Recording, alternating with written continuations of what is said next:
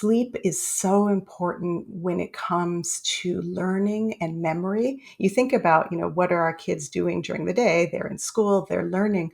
Well, sleep is when our brains are processing all of that information and moving it from short-term into long-term storage and sort of figuring out which pieces to retain and integrating it with other information we already know. All that's happening during sleep. Hi, and welcome to the KindlED podcast, where we dig into the art and science behind kindling the motivation, curiosity, and mental well-being of the young humans in our lives. Together, we'll discover practical tools and strategies you can use to help kids unlock their full potential and become the strongest version of their future selves.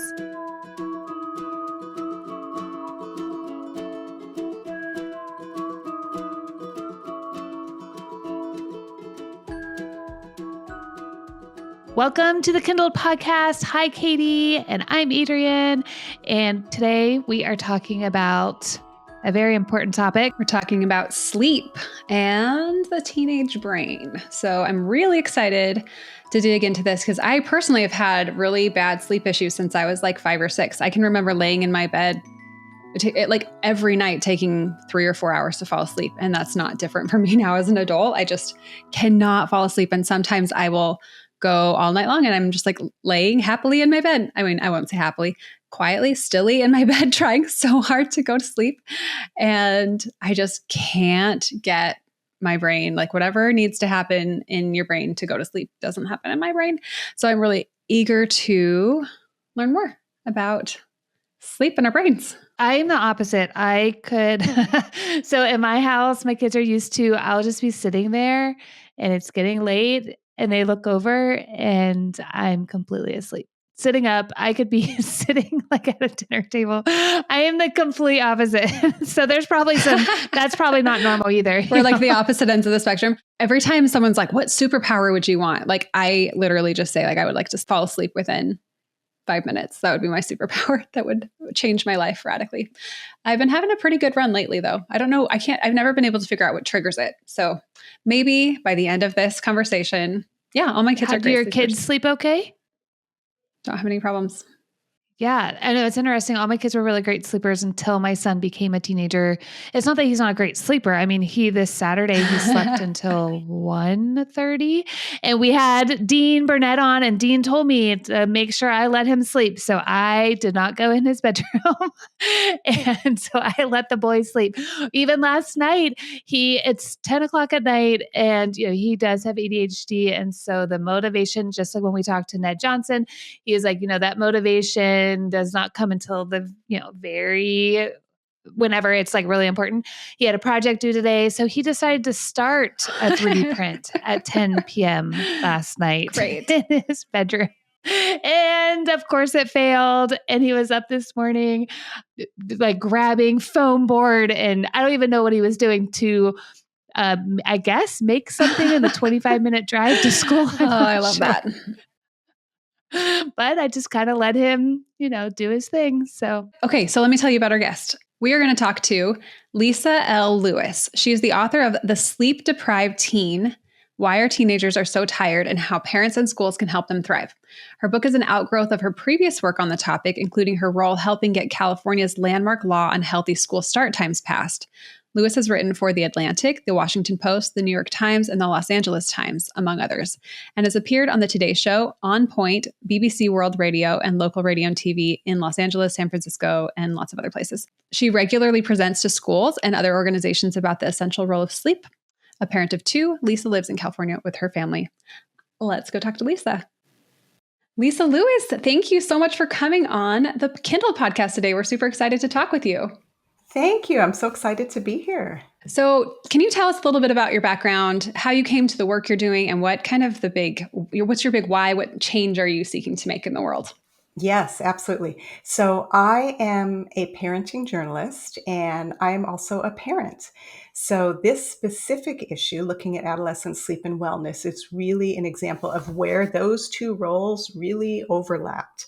A lot of what I've written about, sleep being one of those topics, are things that really sort of were directly impacting our household and my kids. I have two kids who, my youngest just graduated high school, and I've got two. My youngest graduated high school, my oldest just graduated college. So my entree into this topic of teen sleep actually started when my son, the oldest of those two, was just entering high school. So this was back in 2015. So I have now been pretty much immersed in sleep for close to a decade. But at that point, that was his freshman year, 2015, and our local high school started at 7:30 in the morning. So that was so early. I know. Believe me, it was such a change in our household as well, because it was the earliest up until that point he had ever had to go to school. Real quick, I just talked to a friend this morning and she said she started high school at 6:45 when she was in high school. That's insane. I think I win. I went to an additional class before school, 5:45. That is brutal. That really is brutal. That's one of those things where at some point I feel like you just have to say, stop. No, it's too early. Nobody should be up and having to function that early in the morning. I certainly am not a morning person. Maybe you were, somehow you made it through, but yeah, that is far from ideal. To your point, though, those zero periods, which we can talk about a little bit later, are also such a huge piece of this, because it's not just what time the school day starts. It's then these kind of pseudo optional, but then, a lot of kids really feel like, no, they have to, so they can squeeze in that one additional class. And before you know it, they are getting up, in some cases, literally before the sun is up. So anyway, so in our case, the school day started at 7:30, and that was what propelled me into this issue, looking at why our high school started so early, and was this unique, and how long had this been the case? So as I mentioned, I'm also a parenting journalist. So I said I put on my journalist hat and started looking into this. And what I quickly found out was that this was not a new issue. The research on teen sleep had literally been out there for 2 decades at that point. And yet there were still so many schools that were starting far too early. So, again, this was 2015. So that's the point where I got involved in this issue, but this research was already out there, but it was also hitting a critical mass. So my involvement really did, in retrospect, sort of come at a pretty opportune time, because the previous year, 2014, was when the American Academy of Pediatrics had just come out with their policy statement on school start times, recommending that middle and high schools start no earlier than 8:30 in the morning. So quite a bit later than the 6:45 or the 5:45 that you had, Katie. So that had just come out the previous year. And so really there was this momentum starting to build in terms of the public awareness. At the time, I was sort of entering this conversation. And I'll just sort of give you the quick recap, because it ended up being this long, drawn out process. But I started writing about the issue. One of the articles I wrote was an op-ed that ran in the Los Angeles Times. It was called "Why School Should Start Later in the Morning." Ended up being read by one of our California state senators. Literally, he read it in the newspaper. It was an issue that resonated with him, because he also had a high schooler. And he decided he wanted to look into the issue, introduce a bill on the topic. And that is exactly what happened. I got swept up in that 2.5 year legislative journey. I ended up testifying in Sacramento and just being heavily involved. Finally got signed into law 2019. And then there was a 3-year implementation window. So then that law finally went into effect July of 2022. So we are just at the end of only the second school year that law has been in effect. Such a long road. Yeah. As a result of being involved in all that, I really broadened my focus on teen sleep, led to me writing my book, The Sleep-Deprived Teen, and really looking more broadly and, continuing to look at all the emerging research, looking obviously start times being such a key piece, but more broadly, all these other aspects that are impacting our kids' sleep, looking at the ramifications, looking at ways we can help. And so, as I said, now it really has been close to a decade. That's amazing. So when you were getting started, was it driven by issues you were seeing with your own kids? So it was an issue that I was seeing in our household. It wasn't that I wouldn't say that my son was being affected, any more perhaps than some of the other kids. Because I know I absolutely was talking to other parents about some of the issues they were having too. Kids who were chronically tardy, trying to figure out how to deal with this. In our case, I was driving him to school every day. So it was something impacting me too, frankly. We had to leave the house at 7:10, but I could just look over at him in the passenger seat and see he was hardly alert, ready for a full day of learning. So, I mean, that alone was enough, where it was just so immediately obvious this was far from ideal, and so that was really what was my entree into this topic. That makes me really grateful for microschools, honestly, because what happens with my kids and their microschools, we just start a little text thread with the guide, and she just says, "What time does everyone want to start?" And we all say things like 9:15.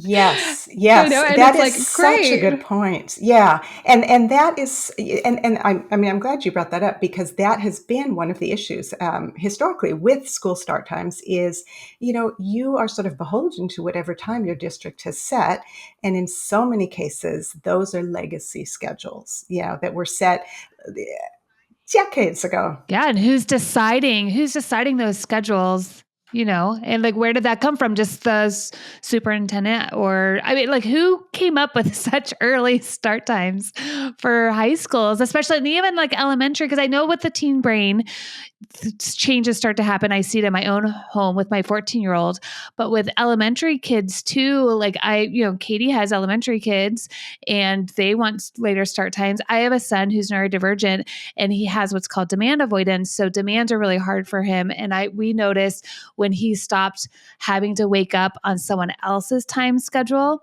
and he can wake up on his own, it decreased so much of his stress. And so he usually wakes up between 8:30 and 9 and he goes to a learning pod. And then also right now he has a teacher here teaching him, but he can wake up anytime he wants in the morning and then he gets his day started. And we notice a huge decrease in stress. So it's not just the teenage brain, right, that this is affecting. It's really all adolescents and younger children. Absolutely, absolutely. There's so much I could say all about this issue, but I know we have so much to get into here. But I will say that I think that is such a fabulous point you brought up, that when you are in a microschool environment, you do inherently have so much more influence over things like the start time. So your kids aren't sort of forced into this schedule that, quite frankly, we know now is unhealthy, is suboptimal, pretty much any dimension you want to measure, whether it's learning and memory, whether it's emotional resiliency, whether it's mental health, whether it's sports performance. I mean, you name it, across the board, being sleep deprived has these very profound implications. And the start time is a key piece of that. Essentially, having an ideal start time is a necessary but not sufficient condition, because, as you well know, there's so many other things that can kind of impede our efforts to get to bed, at sort of a healthy time. I mean, for us as adults too, we've got some of those same demands, the technology, this feeling of needing to be hyper productive, same sort of things that our kids are experiencing. But in a microschool environment, you can at least not have a start time of 7 a.m. or 7:30 a.m. So right off the bat, you are setting them up, at least to be able to theoretically be able to wake with a full tank to be able to greet the day. So what's keeping you going doing this work? I mean, your kids are older, they're, young adults. So what is your why right now that you're still doing this work? And what exactly do you I mean, you wrote your book, but you speak, like can you talk a little bit about that too? Yes, absolutely. So the book came out in 2022, and as I mentioned, what propelled me into it was this issue of school start times. So that piece is still very much an active opportunity, we can call it, because as of right now, there are only two states in the entire country that have passed laws setting minimum allowed start times. So California was the very first. The second state to do so was Florida. And they signed this into law last year. It's got a 3-year implementation window, just as California did, though. So that doesn't even go into effect until 2026. But you look at, the entire rest of the country, obviously, and that's not to say that these type of changes haven't been made at the local level, because they absolutely have. The issue with that, though, is just one of scale. When it's done on a patchwork basis like that, inherently it doesn't have the same broad impacts. Like in California, for instance, public middle and high school enrollment is like 3.5 million kids. So when you can do a change like that at the state level, you really are having a broad impact. So there's that piece. And there still are districts out there, even today, like Las Vegas and Nashville, that start around 7 a.m. or 7:05 a.m., mandatory first period. So there's that piece. But even more broadly, because I go in and talk all the time to schools that don't have these 7 a.m. start times. I talked to a school earlier this year, they had a 9 a.m. start time, and yet sleep is still an issue because of all these other things that are impacting our kids' sleep.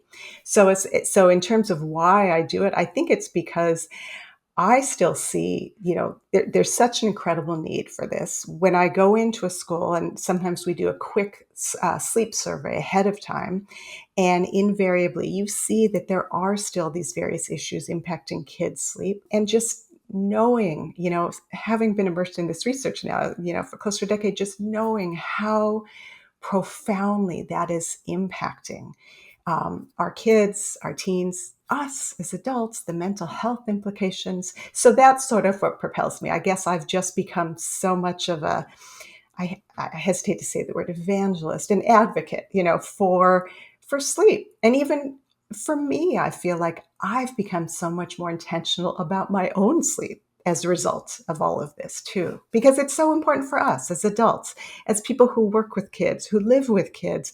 If we have started the day with a full tank, it's a whole lot easier to interact with others, to parent, to be emotionally resilient, to deal with stress. So, we all benefit from being well rested.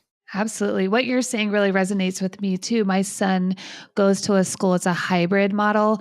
And so the middle schoolers start at 8, they get out at 12:30, and then the high schoolers start at 11:30. They don't have to be on campus. So it's a really late start, and they get out at 4, and then they don't have school. Fridays are optional, but it is very heavy on a computer. So that's still affecting the sleep, just kind of what you're saying, which we'll kind of get into. So let's start with, the importance of sleep. Why is sufficient sleep so critical for teenage physical and their mental health? I'm trying to even figure out where to start at, because so the answer is yes, it is so incredibly important for all of that. I mean, you can start even with growth hormone, which, as the name implies, is responsible for growth, is released primarily when we sleep. So, for our teens who are in the midst of this tremendous physical transformation, that's when that part is happening. Sleep is so important when it comes to learning and memory. You think about, what are our kids doing during the day? They're in school, they're learning. Well, sleep is when our brains are processing all of that information and moving it from short-term into long-term storage, and sort of figuring out which pieces to retain and integrating it with other information we already know. All that's happening during sleep. In fact, it was kind of fascinating. I spoke with a neuroscientist about this earlier this year, and his theory is that may indeed be why we sleep, is because our brains essentially have to go offline from getting all this input, as we're doing every waking moment, in order to be able to process it all. And so that is, perhaps because that's still like the great mystery. Why do we spend 1/3 of our lives asleep? Well, that is likely a key part of it. So there's that piece. Mental health, which obviously has become even more of an issue these last several years, for our kids, our teens, our young adults.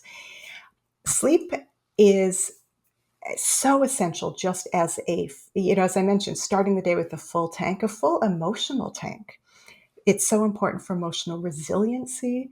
It is so important, especially for somebody who may have mental health issues, because when you're sleep deprived, it exacerbates all of those issues. So depression, anxiety, suicidality. So, and as a parent, you hear that, it just sort of, it's terrifying to think about. But unfortunately, when you are sleep deprived, it actually, the studies have shown there's a dose response relationship in terms of sleep deprivation and the risk in terms of suicidal thoughts, suicide attempts. And even things like lowering the barrier for impulsive behaviors. So, when you're sleep deprived, you are more likely to engage in risky behaviors, to make riskier impulsive decisions. And that too can have an implication when you're talking about something like suicidality. So, I mean, really across the board, it has such a profound impact on pretty much every aspect of our lives. I watched a short video once and it was, probably on Instagram or something. And it's talked about how basically when you sleep, it's like the brain's like washing itself. I think it was talking about neurogenesis and what you're saying with taking everything that's happening, all this input that we get, and then deciding, okay, what are we keeping? What are we getting rid of? And so if the brain doesn't get that time, then it makes sense to me why it's almost like I'm a very visual person. So it's almost like I'm visualizing like short circuits happening, if it doesn't have time to, basically wash itself so that it can start fresh the next day. Yeah, and then there's also another aspect, which is they've recently discovered it's called the glymphatic system, which is what they refer to as the brain's garbage disposal system. So, to your point about getting rid of the byproducts, that have built up over the course of the day. So, yes, that absolutely happens during sleep. So it's fascinating. As I mentioned, you think about 1/3 of our lives asleep. How many hours that is over the course of a lifetime, and the research is still very much going on all these areas of really continuing to discover more about all these key functions that are happening while we are sleeping. Yeah. So my question is, how long term are these effects? So if I don't get good sleep throughout my teenage life, is that negatively affecting my brain long term? Or as soon as I start sleeping, are those risk factors mitigated? Yeah, that's a good question. There are so many different impacts of being sleep deprived. So I think, just to preface it with that, I think when we think about the longer term impacts, those tend to resonate more when we are, as adults, because you think about things like increasing potentially your risk for dementia or Alzheimer's, or the role that sleep plays in cardiovascular health. The American Heart Association, I think it was just last year, added sleep to its list of the key elements for heart health. Those are the kind of things, though, that I think resonate more for us as adults. When you are a kid or a teen, you're probably less concerned, about things like your dementia risk later in life. But absolutely, there's an immediate effect on some of these other things we were talking about. For instance, if your kid or teen plays sports, obviously they're, generally speaking, trying to perform at their best. Well, sleep has an immediate impact because it affects things like your coordination and your response time. And, along the lines of what we were talking about, how it affects learning and memory. So if you've learned certain sequences, or some kind of, routine you're supposed to execute, being able to do all of that is more effective if you've gotten enough sleep. And then the other piece too is that when you haven't got enough sleep, it increases your risk for injury. Because again, things like coordination and response time are affected. So, things like that, absolutely, you can see an immediate effect. So I would say it's both. Yeah. I could you go a little deeper on like emotional regulation and impulsivity? That was really interesting to me. Yeah. So when you think about when we've had enough sleep, we are sort of better able to cope with stress. And that's just kind of across the board. There's another aspect here, which is related to the fact that our adolescents are in the midst of this major phase of brain development. So it starts roughly when they enter their adolescence, but this is a multi-year process that actually extends into young adulthood, and it's focused on two main processes. There's pruning and there's remodeling, and so essentially it's pruning away the excess brain cells, because there's a sort of an overabundance when the brain is first created, and then pruning away that excess allows the remaining brain cells to function more effectively. The remodeling has to do with strengthening the connectivity between the brain cells, but also between the regions of the brain. So this begins to happen, at the beginning of adolescence, but goes on over this multi-year, time period, as I mentioned. So what that means, though, is our adolescents are still their brains are essentially still under construction. So, for instance, the prefrontal cortex, which is the part responsible for executive functioning and impulse control, etc., that is the last piece to mature, because this happens. It sort of goes in a wave from the back to the front. The researchers have found it's fascinating. They can literally see that it isn't happening everywhere simultaneously. That piece is the last one to mature. So we already have a fully mature prefrontal cortex. So when we are sleep deprived, even though it increases, it sort of, you feel things more intensely, your emotions run hotter. But as adults, we have that prefrontal cortex there to help temper that. Well, our kids and our teens specifically don't yet have that online to the same degree. I mean, they have a prefrontal cortex, but it hasn't yet gone through that remodeling process. So in a sense, they are even more impacted by being sleep deprived, because there's nothing there to kind of provide that balance. Because really, you think about it, you're sort of out of balance. When you, if you have, and it's the same when you think about the basics, sleep, nutrition, all these things where you can function on an inadequate level of, nutrition or sleep, but you absolutely won't be functioning at your best. And then just too, our adolescents have so much else they're going through at the same time. The massive transformation that's taking place on the outside, and then they also have that going on inside. It's sort of like when you think about what a caterpillar, getting to sort of cocoon and not have to be out in public while they're going through this transformation, whereas our kids are having to do this out in the world, and just how much they're going through on a daily basis. And then when you're trying to do that and you haven't gotten enough sleep, it just really is less than optimal. Yeah, I'm kind of building this image in my brain about, I don't know, it kind of looks like the prefrontal cortex, and some things like laying down weights on the prefrontal cortex, making it less able to do its job. And anytime we get less and less sleep, it's like more weights. And then, you walk into a situation where you need to stay calm or you need to inhibit a behavior. And then you're asking that prefrontal cortex to do something and it just can't. It's too weighed down with all of this, stuff that hasn't processed. And then that's when we get the impulsivity and the emotional dysregulation, and that are so stereotypical of teens, I think.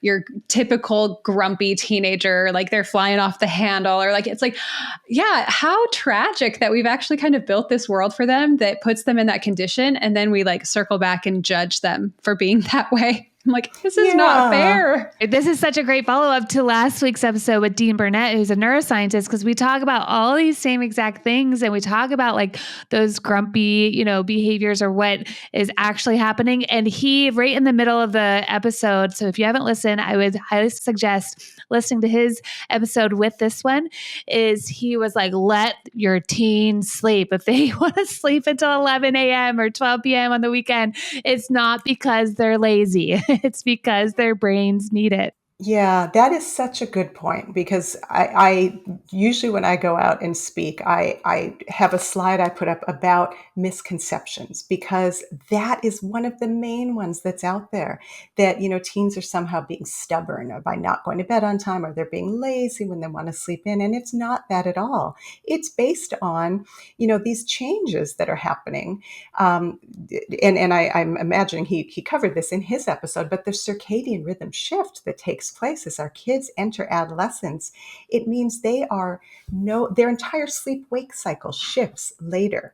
So when your kids are young, they are bounding out of bed, sometimes at the crack of dawn, and you're like, please God, please go back to sleep for just a little bit. And then, of course, they hit adolescence, and it is the total opposite scenario. And you're like, get out of bed. That is so funny. I never thought of that. I have so many moms right now with babies and toddlers, and they're they're not getting sleep because their babies are up in the middle of the night or their kids are up at 5 a.m. and they're just like, oh my gosh, this is so terrible. But then I have friends because I have a teenager and they're just like, my kid never gets up. We can't do anything on the weekend. So that's so funny. I never thought of it that way. And when you're in those baby years and toddler years, it feels endless. You're like, is this ever going to shift? And yet it does so profoundly. So yeah, it is one of those truisms. Yeah, whatever stage you're in, if you don't like it, just wait a little bit because it's going to change. It's going to change. Absolutely. So, can you talk a little bit about sleep for resiliency? You mentioned it just a little bit ago, and I've seen it on your website, and I know it's in your book. So, what do you mean by that when you say like resilient? Like, what does this mean? Yeah, and this really, for me, goes back to the mental health piece, which really has been so profound. As I mentioned, for all of us, but especially for our teens these last few years. But it it affects all of our interactions. So I think of it too more broadly when you look at, the family environment, where if your kids have gotten asleep and we as parents have gotten asleep, it sets the stage for these more positive interactions. It impacts your ability to deal with stress, but also it has impacts when you think about it in terms of in a school environment, because it's not just say the impacts on learning, but the ability to follow directions, the ability to get along with others. And it's sort of how able you are to deal with all these little things that happen over the course of your day without being totally knocked off course. And that's where, as I was mentioning, it feels like for our teens, without this fully functioning prefrontal cortex, asking them to get by on too little sleep is something that is going to have more of an impact. So that's really what I think of, is just in terms of what it means in terms of mental health. And then more broadly, though, the resiliency piece, when I was mentioning about sports, it affects your performance. Um, it it's such a key in terms of how you feel when you wake up in the morning, even. I mean, I'm sure you've had that experience where you wake up after you've had a not so great night's sleep, and just that feeling of not quite being ready to greet the day, versus when you wake up and you've had a really good night's sleep, you feel so much better, like you are just starting from such a better place. And that colors, unfortunately, like, it can really color like all your interactions over the course of the day. So when you were mentioning the high school that starts at, what was it, 11 or 11:30? Yeah, that's amazing, because in that case, those teens really are able to, ideally have a schedule where they are able to go to bed later at night because they're not feeling sleepy until later at night. This circadian rhythm shift I was mentioning, generally speaking, they're not feeling sleepy until around 11 at night. And then, of course, in many cases, they go to bed later because of other things they have going on. But this is tied to, this intrinsic sleep-wake schedule, the fact that melatonin, which is what primes us to feel sleepy, begins to be released later in the evening as our kids hit adolescence. It also doesn't subside until later in the morning.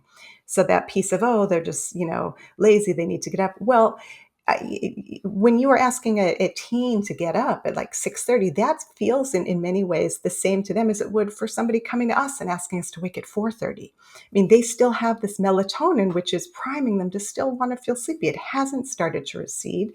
And so they are, their ideal sleep schedule is to go to bed later and wake later than for us as adults. Yeah, and as you're talking, it made me think of like how important is autonomy over when a teen gets to sleep. Because when you said, the high school starts at 11:30, but the high schoolers are allowed to get there as early as 8, but they have choice. They can get there anytime between 8 and 11:30. And so I'm wondering how choice plays into this too. Yeah, that's a good point. In general, our high schoolers, and specifically 14 to 18-year-olds, according to the National Sleep Foundation, the recommended amount of sleep they should be getting is 8 to 10 hours every single night. That being said, there are, human variability. Most of our teens are going to fall somewhere within that, but there are going to be some outliers. So, and the same with, I said around 11 o'clock is when people start to feel sleepy. There are some people who are going to start to feel sleepy later. There are, of course, some people who have a delayed circadian syndrome, and that's something where, if you're way off, that's a different kind of scenario entirely. But yeah, this idea of having some choice in the matter. And it sounds like that also factors in heavily in terms of the microschool environment where, it isn't arbitrarily set at 7 a.m. because it was set that way decades ago, that there is this ability to accommodate this different timing that teens have. So that's fabulous. And I do think it really, the other piece I'd mentioned though is that it's also important to pay attention to other things that may be impacting their sleep. So yes, they are biologically inclined to go to bed later, but there could be other things that are keeping them up much later. And if they're up regularly until 2 a.m., maybe that's not quite the ideal environment. And maybe that's where you need to look at what else is kind of contributing. Is it tech use? Is it homework? Is it time management? Is it overscheduling? So I guess that would be the caveat, is just to sort of look at some of these other things too. Yeah, how much homework they have and all the things. Like my niece, she has sports until 9, 10 o'clock at night. And then she gets home and she'll stay up until 1, 2 o'clock a.m. doing homework. And then she starts school at 7:30 in the morning. And the parents have talked to her so many times, like, it's okay if you don't get to your homework, but she's such a perfectionist that she's put all this pressure on herself. And then what's suffering is, her sleep. What do you recommend for handling things like electronics or screens?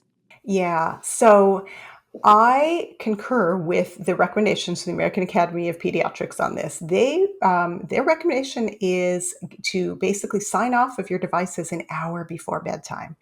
Now, that's the official recommendation. Having said that, I know, oftentimes it's easier. I thought it was a lot more, so that's interesting. Yeah, but even that can feel like a lot. So, but I feel like it's so important to just know that's the official recommendation. So even if you can't necessarily get there to an hour before, recognizing signing off at some point, before bedtime, maybe it's a half hour, but really trying to kind of incorporate that into your wind down, which is another key aspect, which is essentially, disengaging, whether it's from tech, whether it's from other ways that you're being productive, but having some time to decompress and to kind of make that transition. So, one thing that I think is so important is really to look at having transition time between whatever we're doing in terms of being in our productive mode, and being able to make that shift to prepare to be able to go to sleep. So, and this idea of a wind down routine is probably something that parents are familiar with from when their kids were little.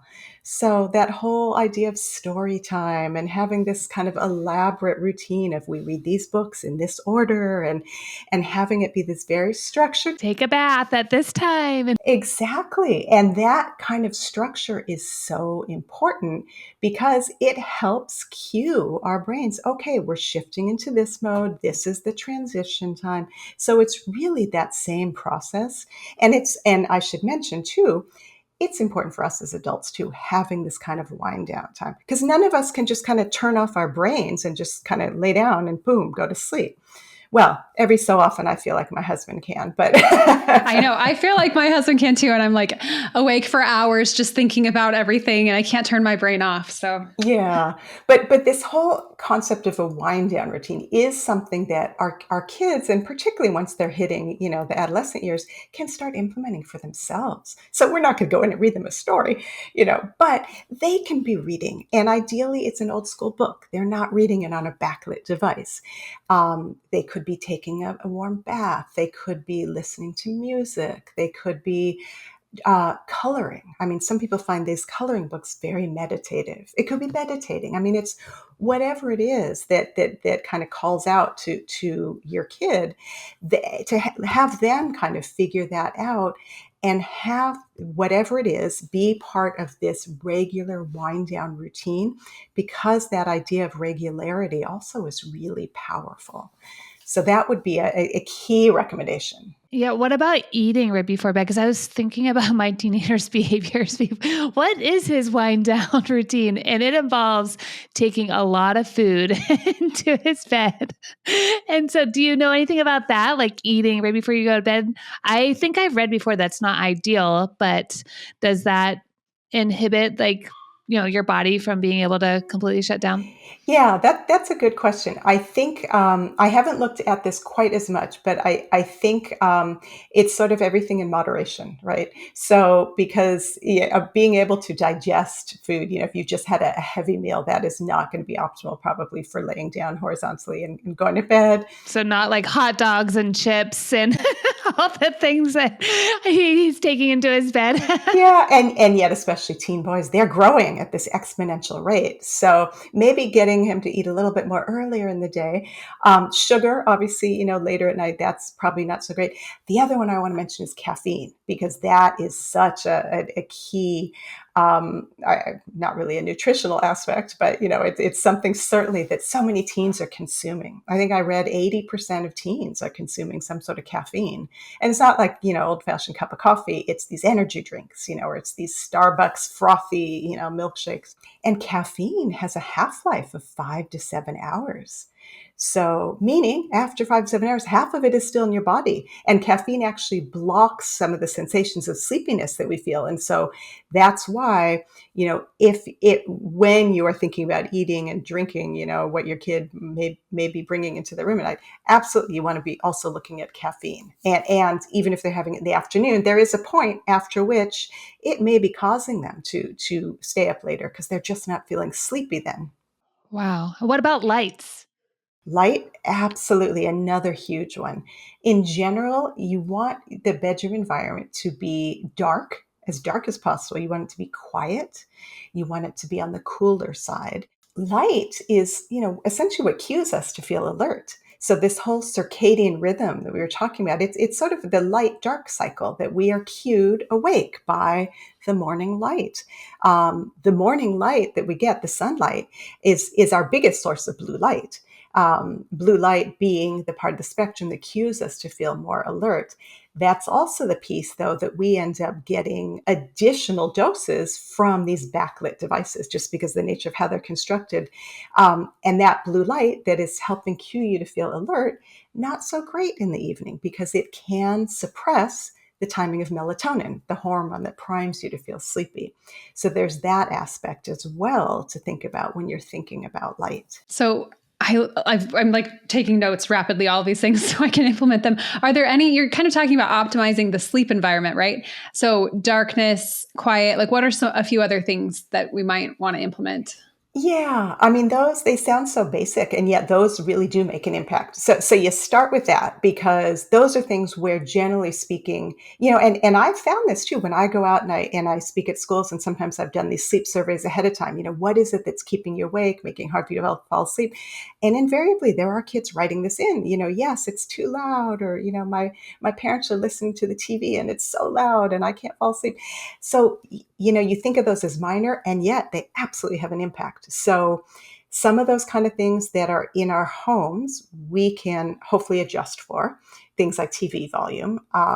Maybe it's noisy outside and that you may have less control, or there's, a light outside your window that shines in, or the full moon shines in, things like that.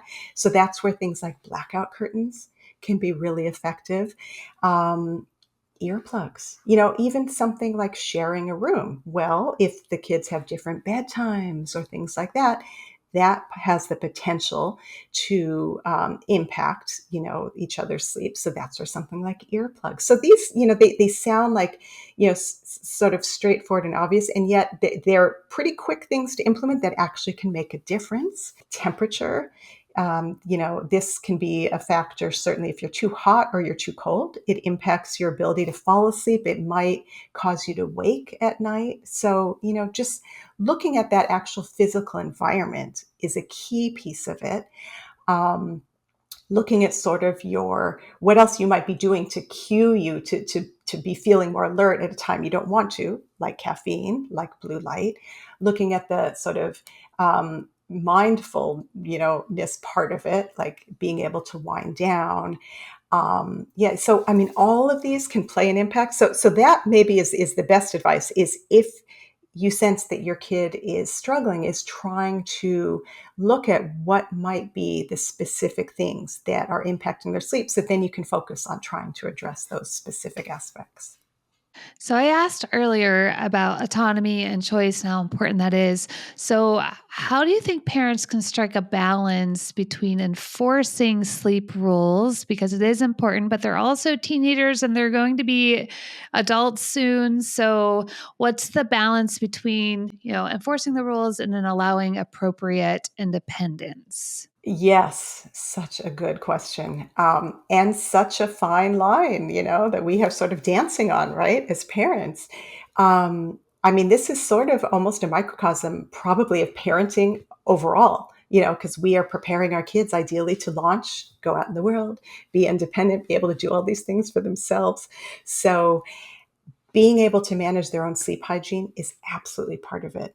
But we're providing that scaffolding while they're learning those skills. So it's the same with helping them with their executive functioning, particularly when you've got a younger kid or a kid in middle school, helping them plan ahead when they need to start their homework, when they need to do things. Eventually they've got to be able to manage that themselves. When they're off of college, you probably won't be there helping break their project into manageable chunks. It's the same though, but it's the same with sleep, because something like, for instance, tech, I mentioned the recommendation is get off devices an hour before bedtime. Best places for devices at night is outside of the bedroom, some kind of central charging station. But these kind of rules you can implement when the kid is in your household, but at some point they leave, they have to be responsible for it. So it is this sort of gradual process where a high schooler is going to have more autonomy, and so it just, I think, is part and parcel of that whole process of us helping them develop these skills, continuing to slowly exit, sort of backing out of the room gradually as they get older, so that they are um, incorporating these into their own lives, so that it's more intrinsic, I guess, as opposed to, externally mandated. It's tricky because you can't force someone to fall asleep, right? You can't make them go to bed. You like at our house. I have a 9-year-old and 11-year-old, and my 11-year-old likes to stay up really late and read. And so I've kind of taken the approach around, like, as long as you're in your room and you're not, he shares a room with his brother. So it's like, as long as you're not inhibiting his sleep, like, it's fine if you read as long as you want. And I've never like made him, I don't come in there and tell him that it's like lights out or anything. I just let him learn that. And then he'll wake up very groggy in the morning. And the next night he's like, I made a poor choice last night. And so he's like kind of as an 11-year-old getting that experience to learn how to manage that himself. And yeah, I mean, it's inconvenient for us when he's grumpy and groggy in the morning, but he is seeing that. I definitely don't experience that. My son could do it over and over and over again. So what we do is in Ned Johnson and Bill Stickford's book, What Do You Say? There's like a whole chapter in there that was super fascinating to me, because it was like kind of asking questions, first of all, getting the teenager to come up with a plan. You can provide suggestions, like you use the word scaffolding. So it's like, okay, I think that this would work better. We can also use like collaborative problem solving. It's like, okay, I see that this is going on. What's up? And just, I see that you're taking like a whole meal to bed at 10:30 at night. Well, what's going on? And just starting to get them thinking about their own sleep habits, I've noticed is far more impactful and effective than just coming in and saying, you have to be in bed by 10 o'clock. Because like when I have a 7-year-old and we do have a bedtime, but also like he has to be in his bed, same as Katie. It's like, okay, but if you want to stay up and read, or Yeah. what about listening to podcasts? So it probably depends on what you're listening to, but there can be a lot of things out there that are relaxing. And the nice thing about listening is you're not looking at a screen. So you've eliminated that blue light aspect. The other piece, though, just quick to touch on when it comes to tech, is there's the blue light piece, but it's also what they're doing online. So often what they're doing is engaging and stimulating and keeping them awake as opposed to helping them calm down. So assuming it's something on the more relaxing end, absolutely. And to your point too, you mentioned, the book, What Do You Say, which is fabulous because these kind of conversations, they do shift and they do become much more, I hate to say negotiations, but I mean, they are much more sort of these ongoing conversations when you have a 15-year-old versus a 5-year-old. And so engaging them in a conversation, asking them, what they think are their concerns, what they think might work, because yeah, having their buy-in is probably going to set it up for success to a much greater degree than coming in and just trying to lay down the law. Absolutely. Okay, so we can totally keep talking about sleep. I know Katie would love to so that she can figure out how she can sleep. Which, Katie, I wrote down the delayed circadian syndrome. I thought maybe we can research that a little bit. I had never heard of that before. So this is a question we ask all of our guests.